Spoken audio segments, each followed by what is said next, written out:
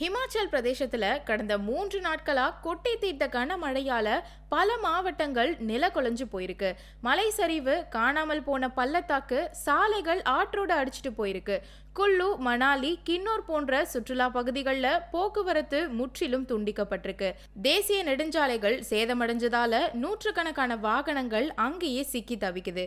இதுவரைக்கும் குறைஞ்சது 25 பேர் உயிரிழந்துள்ளதாகவும் பலர் காணாமல் போயிருப்பதாகவும் அரசு சொல்லியிருக்கு. NDRF மற்றும் ராணுவம் மீட்பு பணியில ஈடுபட்டிருக்காங்க. இதே போல பஞ்சாப் மாநிலத்தில் இருக்கக்கூடிய சதுப்பு நிலங்கள், விவசாய களங்கள் முழுவதும் வெள்ளத்துல மூழ்கியிருக்கு. லூதியானா, ஜலந்தர், பட்டியாலா மாவட்டங்கள் அதிக சேதமடைஞ்சதா சொல்லப்படுது. ஆற்றங்கரைகள்ல வீடுகள் இடிஞ்சதால பல குடும்பங்கள் முகாம்ல தங்கியிருக்கு. அரசு ரெட் அலர்ட் அறிவிச்சிருக்காங்க.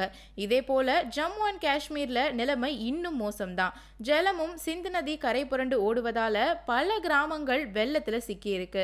ஜம்மு, அனந்த்நாக், புல்வாமா பகுதிகளில் வீடுகள் இடிஞ்சு 10க்கும் மேற்பட்டோர் இறந்திருக்காங்க. ஆயிரக்கணக்கானோர் பாதுகாப்பான இடங்களுக்கு போயிருக்காங்க. இங்கேயும் ராணுவம் மற்றும் SDRF குழுக்கள் மீட்பு பணிகள்ல தீவிரமா ஈடுபட்டிருக்காங்க. இந்த பகுதிகளை சார்ந்த மக்கள் பாதுகாப்பா இருங்க.